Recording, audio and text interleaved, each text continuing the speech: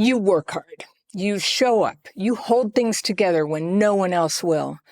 And yet, no matter how much you do, you feel like it's not enough. Not at work, not at home, not in your relationships. And if you're like a lot of women who overfunction, not even in your own mind does it feel like enough.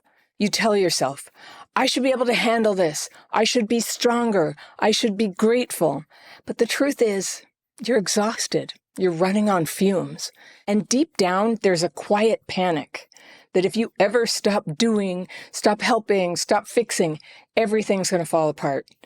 And that feeling, even though sometimes life demands that you step up and work that hard, that feeling is overfunctioning, and overfunctioning all the time is a trauma response. Now, if you grew up in a house where things were chaotic, where adults didn't show up, they didn't plan ahead, or they just couldn't cope, you learned early that keeping things together was how you could keep your life from getting out of control. You could keep the shame away of being, shabby, messy, unprepared, broke, totally overwhelmed. Someone had to hold the family upright, and somehow it became you. Did you play that role? I did. If you're like me, you learn to notice every detail, every silence, every subtle shift in tone in the grown-ups. You learn to predict the next problem before it happened and then fix it before anyone else even saw it. You might have been praised for being mature for your age or responsible, the strong one. But what nobody noticed was that you were terrified because you knew if you let go, everything might crumble. And now, as an adult, you're still doing it. You keep the household functioning, sure. You carry the emotional weight. You do the planning, the worrying, the apologizing, the connecting to everybody.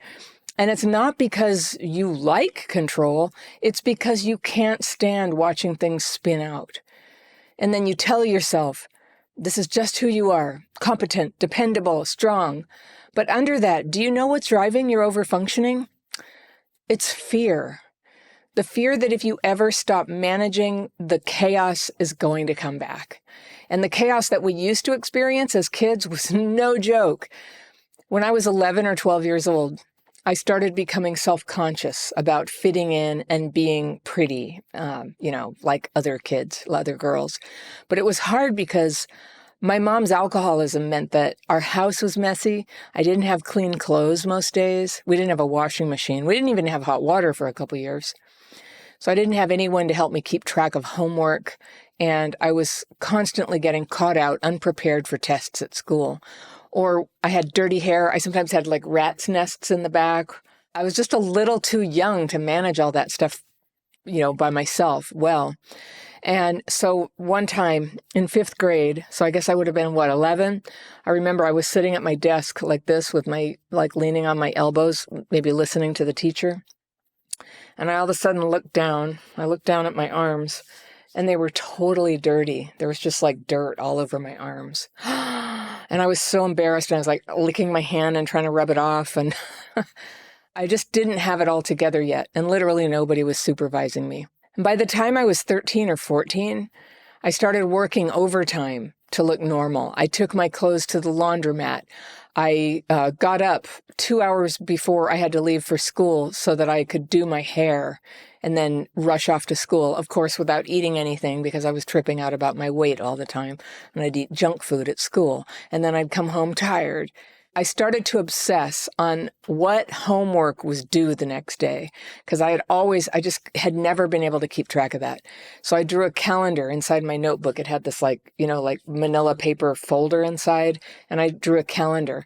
And I would sit there in class when I was bored and draw the lines not with a ruler, but like a folded piece of paper. It just made everything feel so orderly and it just felt really good. I loved making calendars. I still do.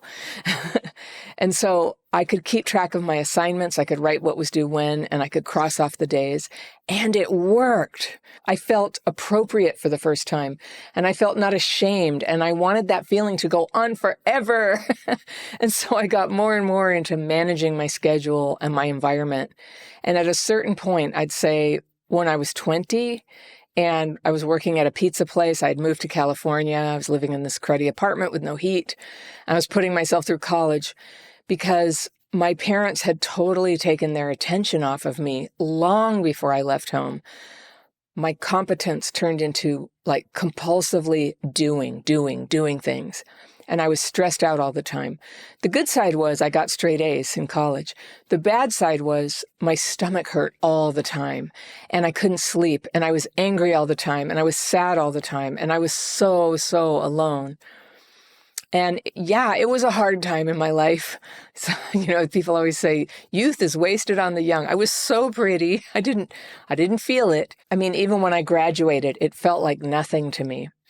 I was disappointed in the celebration my family organized. I mean, they did. They actually had a little graduation party for me. And it had the weirdness, I have an alcoholic family, so there were shortcomings, but they did it. They came to town and they had this buffet thing and I was able to invite friends. And I look back and I'm like, that's pretty good. But nothing felt like enough to me then. That emptiness, by the way, is very much a trauma symptom. And if you think trauma in your early life may still be affecting you now, I've got a list of signs that you may want to check out. So I've organized them in the form of a quiz that you can take. It's a free PDF, and I'll put a link to that download in the top line of the description section below this video. So overfunctioning, it looks like being Superwoman, or we want it to, or we think it does. We see ourselves as the only person who can handle the problems of the day, even other people's problems, or tasks that they left unfinished. And we take them on, even though we weren't asked to, and even though other people could do these things for themselves. So it's like being on a treadmill. But really, it's the nervous system trying to outrun all the chaos that you imagine is behind you. It feels like if you could stay one step ahead, if you can always just be one step ahead, maybe you can have some peace. If you could handle everyone's needs and anticipate every disaster, you could prevent the explosions that used to wreck your world. And that habit saved you once. But now it's running your life and it's robbing you of peace and it's probably pushing people away. Because no matter how perfectly you manage, the world will still be unpredictable. And problems keep happening. The kitchen keeps getting messy again and again. And every time you overextend, you quietly teach everyone around you that, you'll handle it. You'll pick up the slack. So they do less and you do more. And it pisses you off. And the harder you work to keep life running, the more you confirm your deepest fear that no one else is going to do it. It's a self-fulfilling prophecy. If you can't face your fear, you can't take a break. It produces too much anxiety. And you mistake that anxiety for proof that you're never enough. So how do you start to break this cycle without letting your world fall apart? Because that actually is a risk. You're not imagining that there's a lot to do. All right, step 1, notice when your fear of collapse is running the show. When that voice in your head is saying, if I don't do it, no one's going to do it, I have to do everything. Stop. Ask yourself, is this truly an emergency? Because usually it's not. It's just that old panic is playing out in real time. It's just that old panic that's just sort of playing out right now, and you don't realize it's a memory. Step 2, let small things slide on purpose. This used to be so hard for me, but let someone else put the trash outside or handle dinner, or let them go hungry, or let them manage the deadline, even if they do it badly, even if it's messy. You're not punishing anyone by stepping away. You're retraining yourself to believe that things can turn out all right. They can be imperfect and still be okay. Step 3 is face your fears.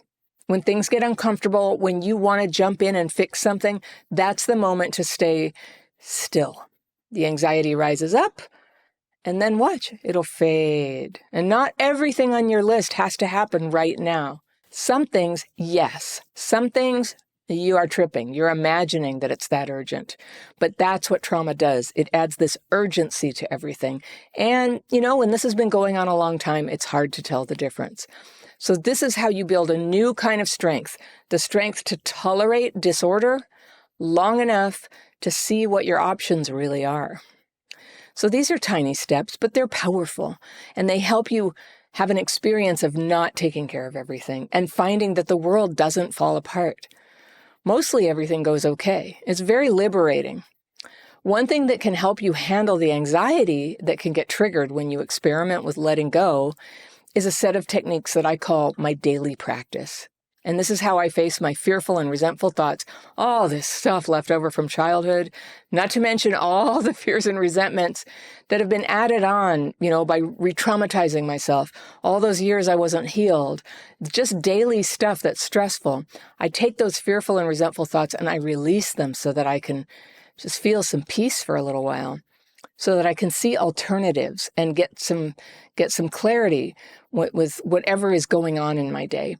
And I teach that in a free course. I'll put that in the second line of the description section right below this video. Do you know about description sections? Not everybody does. There's 2 lines, precious real estate. It's where you can show things to people. But there's a lot more if you click the little more. It's the word more. It's a link and it opens up and there's a whole bunch of things. I have so many things to show you. If you want to learn the daily practice, click the thing. You get a free course. You can learn these techniques in under an hour. And there's more content with like FAQs there. And I want to remind everybody they're there because the technique is simple, but the philosophy of it is so counterintuitive that I need to help you see, like, why? Why would we do it this way? Why do you say that? How come it's 2 times a day?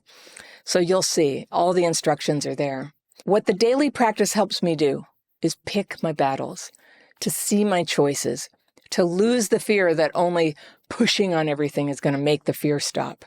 That's a normal feeling for people who grew up like I did, but it's not true. Pushing works in some situations, it's necessary, but sometimes what's called for is letting go and just letting the chips fall where they may. I always love that phrase. Just let go, let the chips fall where they may. And I remember the first time I started experimenting with that, like in the first few months after I learned my daily practice, I realized that I had this intense drive coming from me around the people I knew. I was trying so hard to make relationships be the way I wanted them to be. So it was like there was this driving energy, always leaning into people, come on, be the way I want you to be. And I realized that was pushing, and I decided to stop, and I thought, no way, everybody's just going to drift away. But they didn't. Do you know what they did? They got a lot more comfortable around me. They got closer to me. I didn't need to push. Pushing was actually driving them away. So you'll never find the line between pushing and letting go. There's a right place there.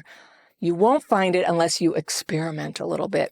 So you can start with the very small things where nothing terrible can happen either way, and then work your way up to more serious things. Overfunctioning, it's not crazy. It's a trauma adaptation. It's not unfounded that you would have to work very hard sometimes. Overfunctioning has a lot of logic to it, and it's what children do when the grown-ups stop functioning. You took responsibility because no one else did, and that worked. It kept things moving. Good for you. Well played. You did well. But that old survival logic now just makes you tired, and you doing it can hinder other people too. I'm just going to say that. Every time you rush in to keep things together, you take away someone else's chance to grow up, to take responsibility, to experience the consequences of their behavior or indecision or not inaction. And they get to fail. They get to recover from that. They get to learn a lesson from that. That's actually okay. It's positive. If people are robbed of that, it holds them back. So you end up surrounded by people who don't do very much, not necessarily because they're lazy, but because they're in a system you created where you keep doing everything. In fact, you generate sort of anxious energy when you can't do everything, and people will just sort of instinctively know, okay, let her go, let her do that. The more you carry, the more others will lean on you. And the more they're leaning on you, guess what? The more they resent you. Isn't it funny? I'm sure you've experienced it, though. After everything I've done for them, they're so cruel. And let's be honest, you resent them. It's not your imagination. It's a system that shapes itself around your never-ending efforts, and everybody's mad. When you stop overfunctioning, that system changes, and some people will step up. Others are going to leave. Either way, you'll now have a choice about how you want to spend your time and energy. So go easy on yourself, which is a very good mantra, actually, for overfunctioners. Go easy on yourself. You didn't become an overfunctioner because you crave control. You did it because the alternative was chaos. So not guilty. You became the one person who held things together because you were the only one who could. And that was strength on your part. That was kindness. That was love. But you're not that child anymore, and this isn't that house. Holding everything together all the time. By the way, it's not saving anyone. It's stopping your life from moving forward. It keeps people dependent, and it keeps you running on empty. And it keeps you from ever finding out what would happen if you stopped, if you changed the pace of your life so that there was more relaxation, more joy, more time to dream up great ideas. Real healing means that you're going to need space for trust to develop. You can leave things unfinished sometimes. You can let people face their own consequences. You can still care deeply. You can still lead. You can still love. You can still work hard. But now it's from a place of faith that everything can turn out okay, even if you don't manage it. You don't have to keep proving your worth by preventing chaos. You've already done enough of that for a lifetime. You get to stop managing every moving part and just let life carry some of the weight. That's not selfish. That's freedom. So if you're sitting there exhausted from doing everything, resentful that it always has to be you, this is your cue. Let go a little bit. It's the only way to find out where the line is, what you must do, and what you're doing out of some old reflex that if you don't do it, you'll never be safe. Let go. You'd be surprised how life doesn't collapse. It keeps going on like a river with a momentum of its own. It's kind of warm, it's mostly gentle, and it's your turn to just a little bit, just see where the river takes you. If you like this video, I've got one that you're going to love right here, and I'll see you very soon. And it's hard to perceive accurately what's going on in those moments. Like, what just happened? What's the actual problem? Is it me? Is it the other person? What am I supposed to say?